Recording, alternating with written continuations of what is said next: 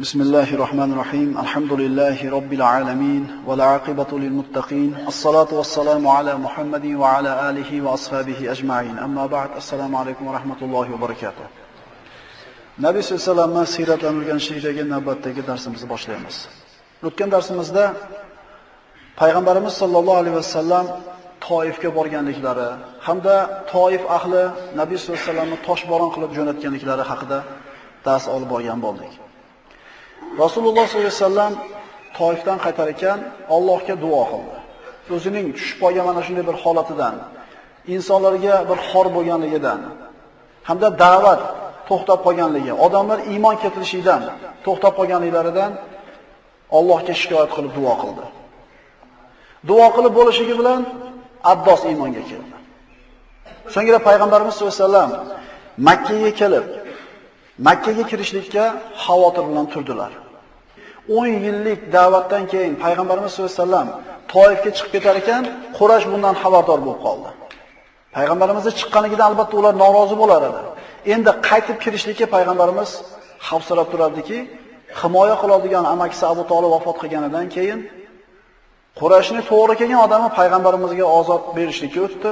Endi o'ldirib qo'yishga ham hech gap emas edi.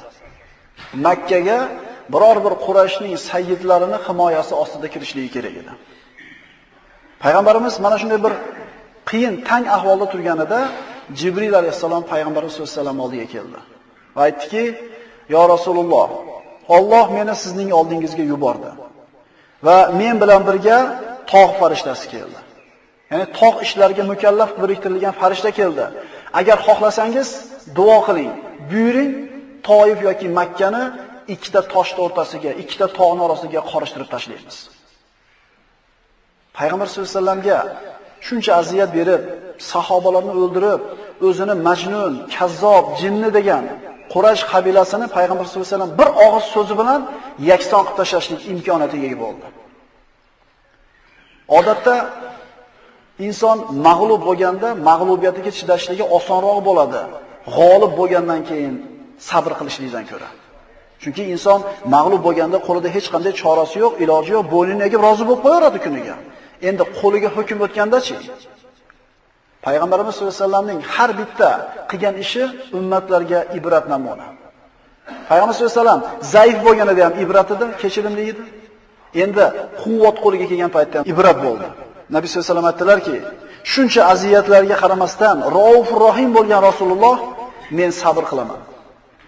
Shoyat Alloh ularning zurriyotlaridan Alloh taoloni yakka deydigan kishilarni chiqarsa.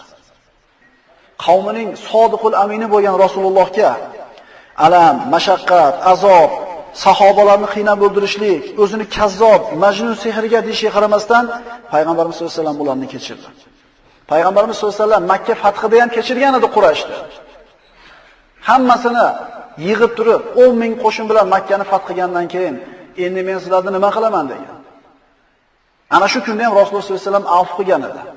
Rasululloh sollallohu alayhi vasallam siz bilan bizga Alloh taolo aytgandek ibrat, namuna bo'lgan zot sallallohu alayhi vasallam. Payg'ambarimiz duo qilmadi. Agar duo qilganida bu shahar ahli ikkita tog' orasiga qorishtirib tashlangan bo'lardi. Payg'ambarimiz sollallohu alayhi vasallam Makkaga kimningdir himoyasi ostida kirishligi kerak.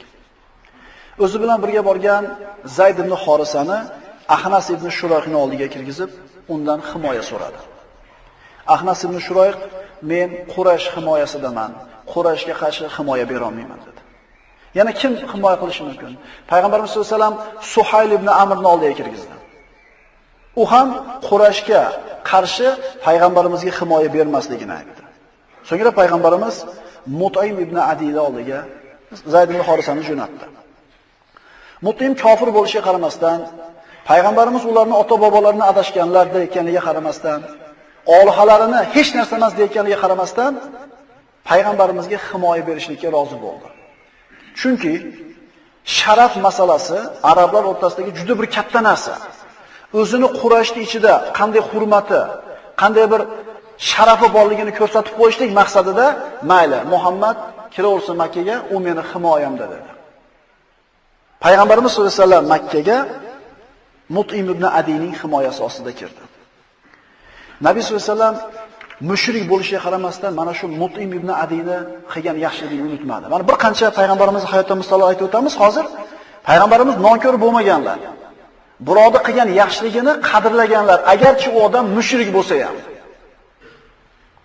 Mut'im ibn Adiy yaxshilik qildi, payg'ambarimiz esdan chiqarmadi.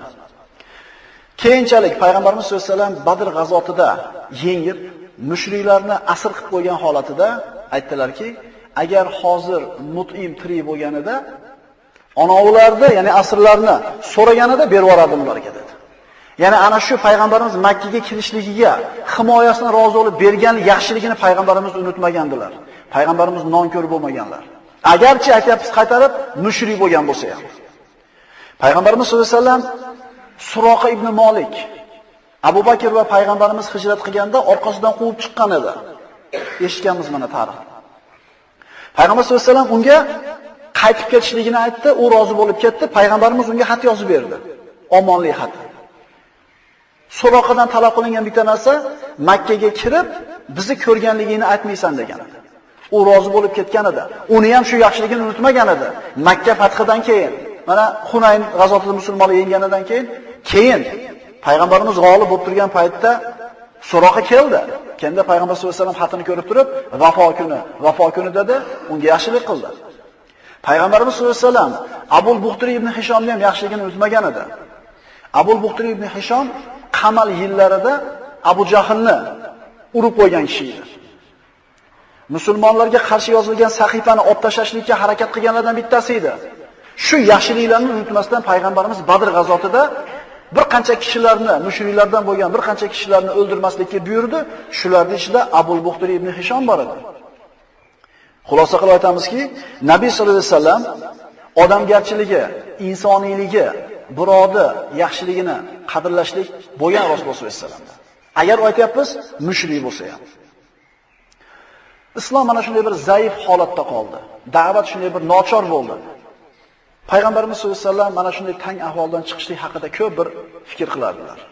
Agar biror bir qabila islomga quvvat bo'lishlikka va'da bersa, Makkani tashlab ana shularni oldiga ko'chib borishga ham tayyor edi. Payg'ambarimiz sollallohu alayhi vasallam bu qiyin ahvolidan Alloh taolo chiqardi. Nusaybiy jinlarining iymoni. Hali o'zini qabiladoshlari, o'zini urug'doshlari, millatdoshlari iymon keltirmayotgan paytda umuman boshqa olam bo'lgan jinlar olamidan Nusaybiy jinlar iymon keldi. Kunlarning birida Nabiy sollallohu alayhi vasallam Makka tashqarisiga ibodat qilish uchun chiqdilar. U zot sollallohu alayhi vasallam bilan Abdulloh ibn Mas'ud ham bor edi. Ibn Mas'ud roziyallohu anhu ga payg'ambarimiz men sizni chaqirmagunimcha qimirlamasdan joyingizda turing dedilarda, namozga turib Qur'on o'qishni boshladilar. Mana shu vaqtda Nusaybin nomli qishloqni jinlar uchib o'tib ketishayotgan edi. Payg'ambarimiz baland ovozi bilan Qur'on oyatlarini o'qir ekan, ular to'xtab eshitishdi. Bu haqida Alloh taolo Qur'onda bir qancha oyatlarni nozil qildi. Astagfirullah va id sarafna ilayka nafaran minal jin yastami'una al-Qur'an falamma hadaruhu qalu ansitu falamma qudiya wallaw ila qaumihim munzirin. Ey Muhammad, eslang. Biz sizning oldingizda bir guruh jinlarni Qur'on tinglasinlar deb yuborgan edik. Bas qachonki ular Qur'on tilovatiga hozir bo'lishgach, bir-birlariga jim turinglar dedilar. Endi qachonki tilovat tugatilgach, ular o'z qavmlari oldiga ogohlantiruvchi bo'lgan hollarda qaytib ketdilar. Iymon keltirishdi, o'zlarini qavmini da'vat qilgani ketishdi. Avvallari jinlar osmonga ko'tarilishar edi. Samo ahli bo'lgan farishtalarni o'zaro qilayotgan suhbatlariga quloq tutishar edi. Farishtalar Lavhul Mahfuz yozilgan narsalarni o'qiganlari bir-biri bilan suhbatlashib turib, ertaga Alloh falonchiga mana bunday farzandni berar ekan, indinga bu odamga mana bu narsa berilar ekan deb o'zaro suhbat qilib turishganini jinlar eshitishardi-da, tushib sehrgarlarga, kohin va munajjimlarga aytishar edi. Keyin birdaniga Payg'ambar sollallohu alayhi vasallam yuborilganlaridan keyin bu xabarni eshitishlikning iloji bo'lmay qoldi. Ular bu ish, ya'ni TVdagi xabardan mahrum bo'lib qolganligi, yerda sodir bo'lgan ish tufayli ekanligini tushundida istab yurishgan edi. Ana shu Nusaybiy jinlari tevadan xabardan mahrum bo'lib qolganligini sababini qidirib yurganida payg'ambarimiz sollallohu alayhi vasallam ana shu joyda Qur'on o'qib turgandilar. Ular eshitishdi hamda payg'ambar sollallohu alayhi vasallamga iymon keltirishdi. Payg'ambarimiz sollallohu alayhi vasallam namoz o'qib turganlarida jinlar to'xtab payg'ambar sollallohu alayhi vasallamning atrofida ko'payishib ketdi. Ibn Mas'ud roziyallohu anhu aytadilarki, payg'ambarimiz atrofida boshlari xuddi ko'zaga o'xshagan kishilar ko'payganligini ko'rdim deydi. Payg'ambarimizdan xavotirga tushib, o'rnidan turmoqchi bo'lganimda payg'ambarimiz qo'li bilan ishora qilib, o'tiravering deb qo'ydilar. Ko'paydi, shunday ko'payishib ketdiki, payg'ambar sollallohu alayhi vasallam ko'rinmay qolishlik darajasida ko'payib ketdi. Alloh taolo bu haqida shunday oyatlar nozil qildi. Wa annahu lamma qama Abdullohi yad'uhu kadu yakununa alayhi libada. Albatta qachonki Allohning bandasi, ya'ni Muhammad alayhisalom u zotga duo iltijo qilgan holida turganida, ular, ya'ni jinlar, Qur'onni eshitishlik maqsadida uning ustiga g'uj-g'uj bo'lib yopirilishga yaqin bo'ldilar. Demak, payg'ambarimiz Qur'on o'qiyotganida jinlar shunday yopirilib kelishdi. Bu haqida Qur'onda butun bir sura nozil bo'ldi. Jin surasi. Astagfiru billah. Qul uhiya ilayya annahu istama'a nafarun minal jin faqalu inna sami'na Qur'anan ajaba yahdi ila ar-rushd fa'amanna bih wa lan nushrika bi robbina ahada. Ey Muhammad, ayting. Menga vahiy qilindiki, jinlardan bir guruhi mening Qur'on tilovat qilishimni eshitib, o'z qavmlariga qaytib borishgach dedilar. Jinlar o'zini qavmiga aytayapti, borib.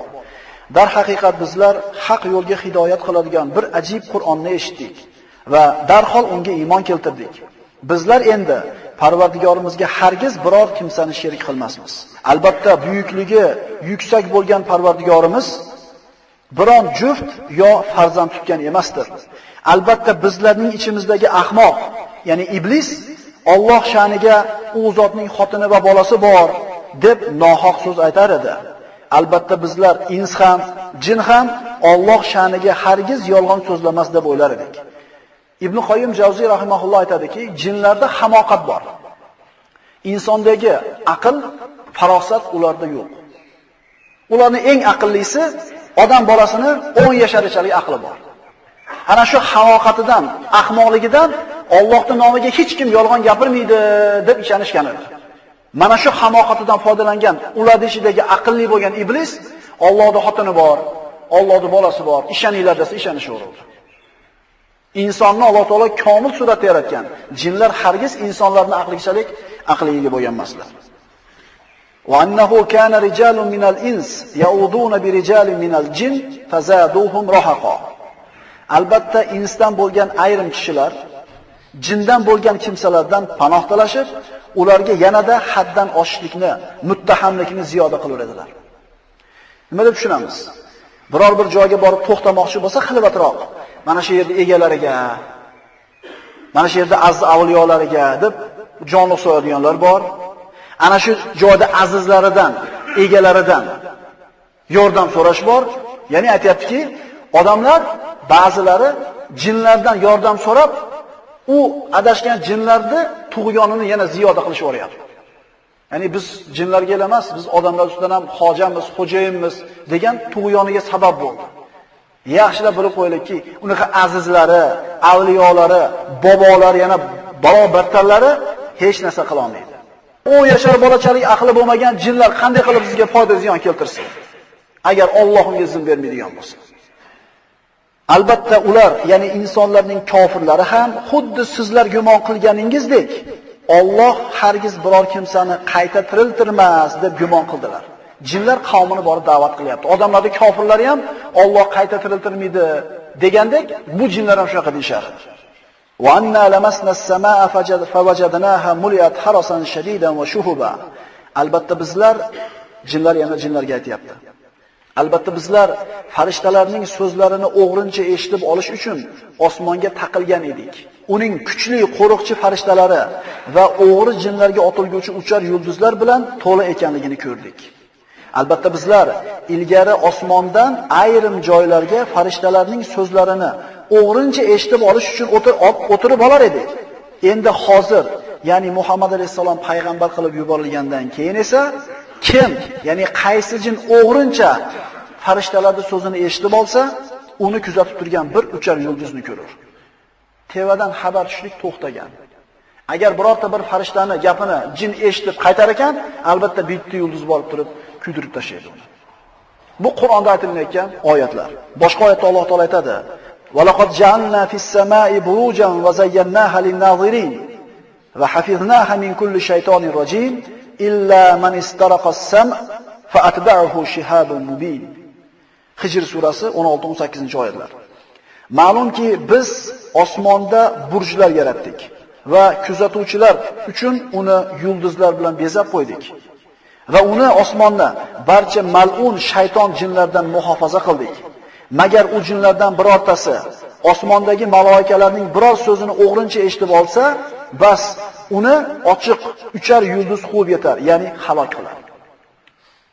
Albatta bizlar yerdagi kishilarga Alloh tomonidan yomonlik iroda qilinganmi yoki Parvardigori ularga to'g'rilikni, yaxshilikni iroda qilganmi bilmasmiz. Jinlar g'aybni bilmaydi. Ish yo'llarini ochib bera olmaydi. Ertaga nima bo'lishini aytib bera olmaydi. Agar aytib bera olganida eng zo'r yashayotgan baxshilar bo'lardi.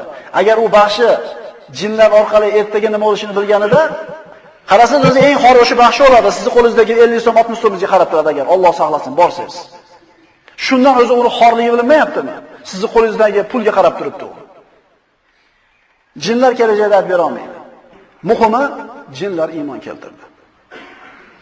Albatta bizlarning oramizda musulmonlari ham bor, shuningdek oramizda yo'ldan ozganlari ham bor.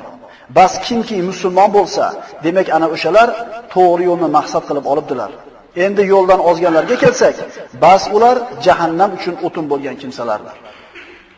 Ular odamlar islomni, dinni qabul qilmayotgan paytda endi din, islom jinlar orasida yoyila boshladi. Jinlar payg'ambarimiz sollallohu alayhi vasallamdan Qur'onni eshitib iymon keltirganlaridan keyin o'zlarini qavmiga borib quyidagi so'zlarni aytishdi.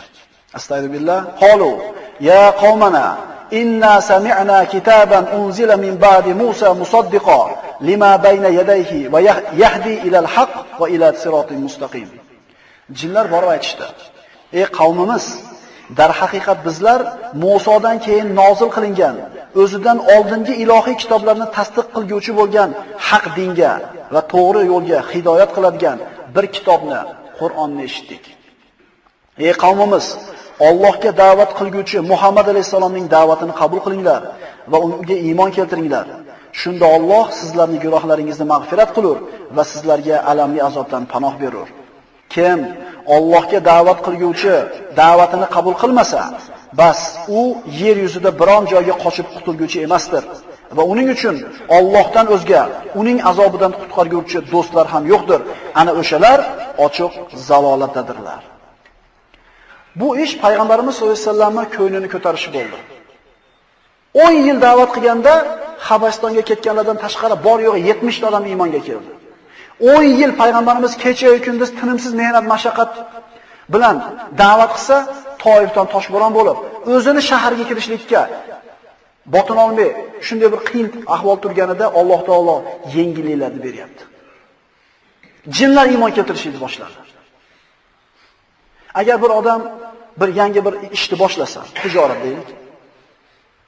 Ish boshida yurmaydi, yursa ham sekin yuradi, natijasi oz bo'ladi, yo natija bo'lmaydi, orqasiga ketadi. Agar davomiy shunday ketaversa, bora-bora hali odamda bu ishiga bo'lgan umidi so'nib qoladi. Shu ishni tashlab yuboradi. Payg'ambarimiz sollallohu alayhi vasallamga Alloh taolo taskin beryaptiki, da'vatning ishi shunaqa bo'ladi. Da'vat albatta mashaqqatsiz bo'lmaydi. Albatta mana shunday bir to'g'anoqlar, mashaqqatlar, qiyinchiliklar bo'lishi kerak. Mana shu da'vatni to'g'ri ketayotganligiga bitta dalil. Chunki hech qaysi payg'ambarni da'vatini xalqi shunday quchoq ochib kutib olgan emas.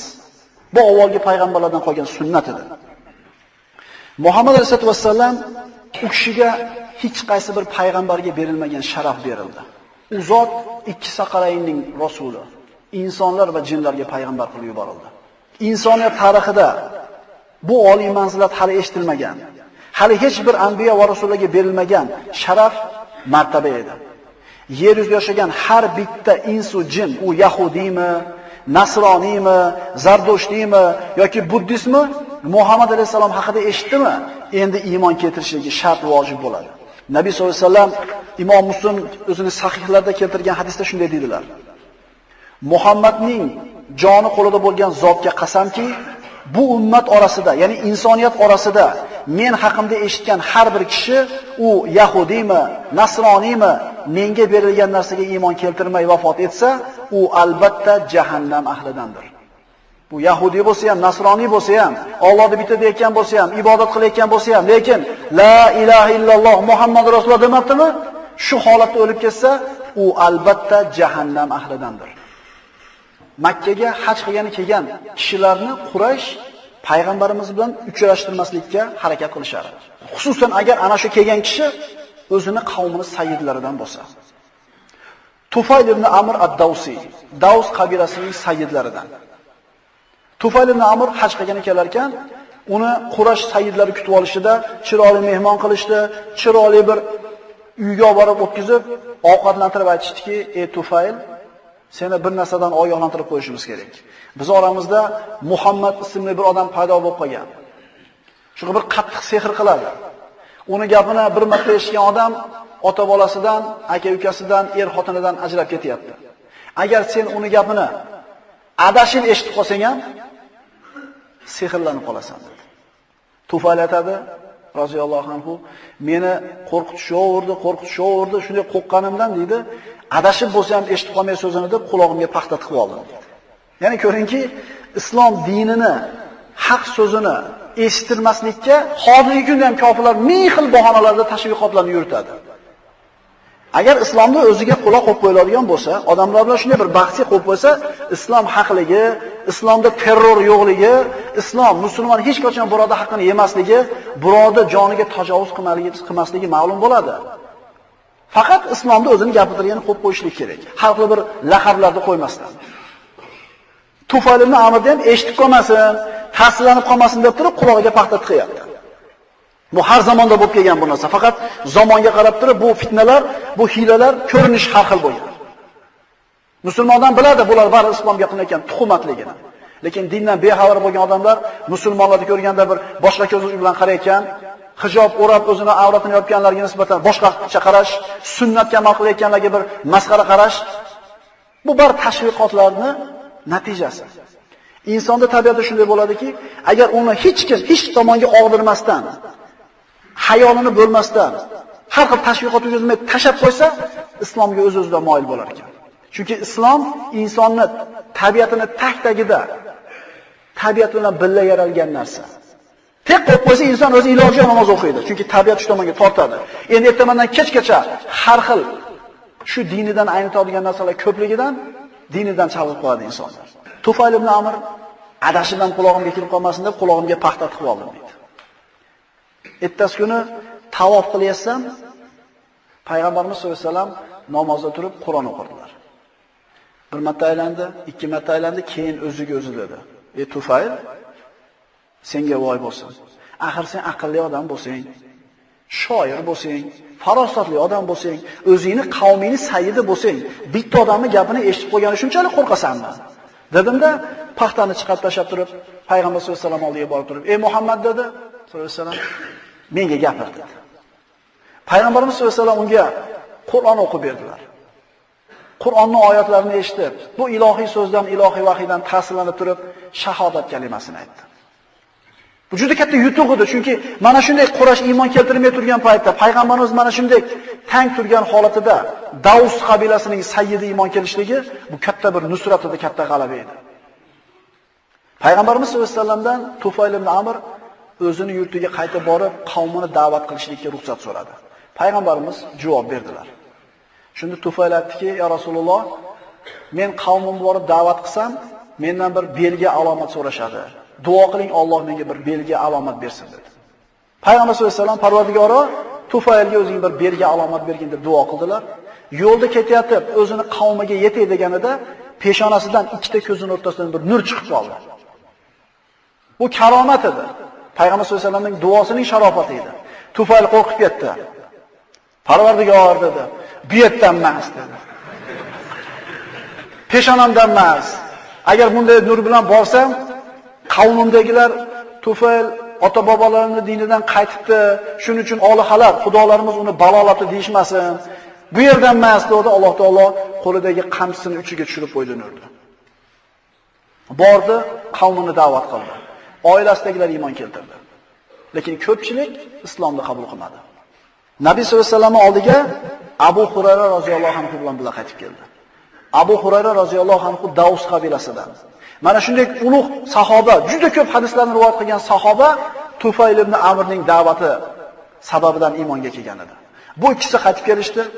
Payg'ambarimiz sollallohu alayhi vasallamga qavmini iymon keltirmayotganligi, o'jarlik qilayotganligidan shikoyat qilganida Payg'ambarimiz sollallohu alayhi vasallam tahorat olib, qo'llarini ko'kka ko'tarib duo qilib oldilar. Shunda Tufayl qo'rqib ketdi. "Ey qavmim, tugadi qavmim" deyordi.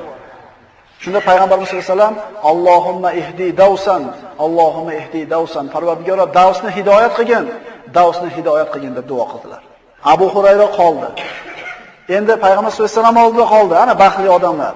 Payg'ambarimizning xizmatida bo'ldi bu kishi.